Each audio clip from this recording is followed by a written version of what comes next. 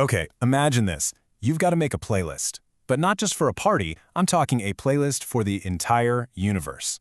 What would you even put on it? Sounds pretty impossible, right? Well, believe it or not, there was this guy over 100 years ago who basically tried to do just that with his music. His name was Gustav Mahler, and his goal was to compose the whole world. So let's dive in and see how he even attempted something so huge. So yeah, this was basically Mahler's whole mission. A symphony must be like the world. It must contain everything. I mean, think about that for a second. He wasn't just writing tunes. He was trying to build entire universes out of sound. You can just feel the ambition in that quote, right? This was not a guy who thought small. He really believed that one piece of music could hold, the entire human experience. We're talking everything from pure happiness to the deepest sadness. So who was this guy? Who had the guts to try and compose the entire world? Was he some kind of musical genius, a total control freak, or, maybe a bit of both? Well, that's what we're going to dig into right now. All right, let's start at the beginning. And with Mahler, well, he didn't exactly start at level 1.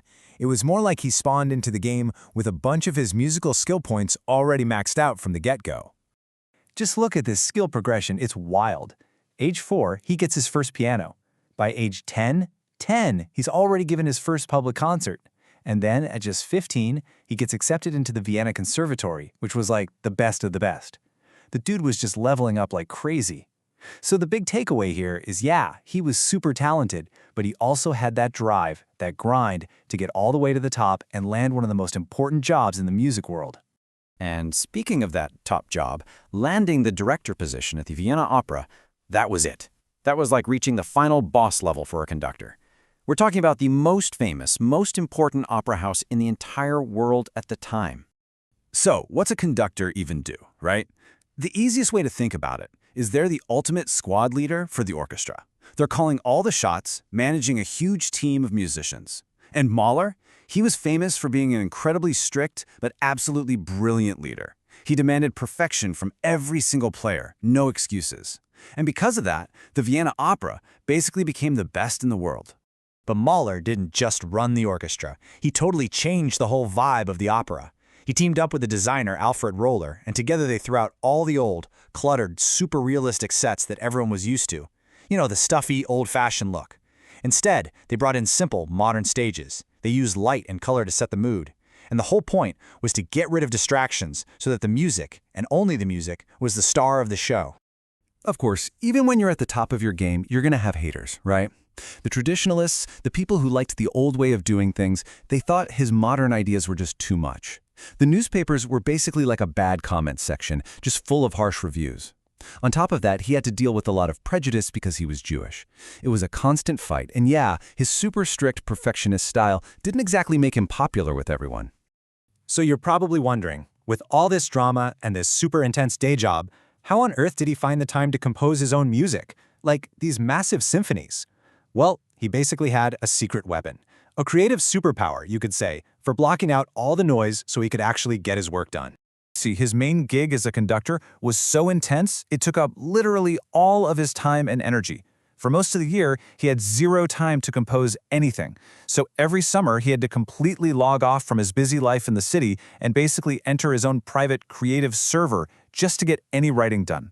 And check out his creative mode of process. Step 1, escape the city and get out into the countryside. Step 2, build these tiny little composing huts specifically for total focus. Step 3, and this was a big one, he required absolute silence, like no noise whatsoever. And only then, in that little quiet bubble, could he compose his epic symphonies all morning. It was his way of getting in the zone. So what kind of music came out of these tiny, quiet huts? What was so mind-blowing about it? Well, let's just say he wasn't writing your average 3-minute pop song. Not even close. Okay, so you gotta understand, at the time, there were kind of these unwritten rules for how you write a symphony. The standard blueprint, what everyone did, was to have 4 parts, or what they call movements. Think of it like 4 chapters in a book. That was the formula. 4. That's it. That was the industry standard. It was the expected length, the structure everyone followed. Everybody knew the rules of the game. And then there was Mahler. He basically looked at that rule book and threw it right out the window. He didn't just bend the rules. He totally rewrote them and created a whole new game. I mean, check out these upgrades he made to the symphony. First off, his were way longer. We're talking over an hour sometimes. He used these enormous orchestras to get a gigantic sound. He even threw in instruments you would never expect to see, like literally a giant hammer and cowbells. And as if that wasn't enough, he added singers and massive choirs. Remember his mission? To put everything into his music?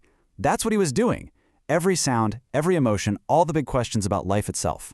But here's the crazy part. During his own lifetime, most people just knew him as that famous, super strict conductor. His own compositions, the music he poured his soul into, a lot of people just didn't get it. They thought it was too long, too weird, just too much. But Mahler himself? He knew he was playing the long game. He famously said, "My time will come." He was basically predicting that someday people in the future would finally understand his music.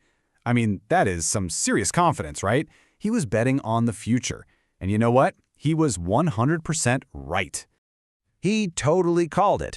It took a while, a few decades after his death, but the world eventually caught up to his vision. So what's his endgame legacy? Well, today, he's considered one of the most important composers in all of history. That huge, epic, world-building sound, you can hear its influence all over the music in big blockbuster movies. His story really proves something important, that sometimes a truly new idea is just so far ahead of its time it has to wait for the rest of the world to catch up. Which brings us to a final thought. When you think about Mahler's story, it makes you wonder, right? Who out there today is making music or art or anything that's so new and different that maybe we don't fully get it yet? So I'll leave you with this. What artists from our time do you think people will be talking about as a legend 100 years from now?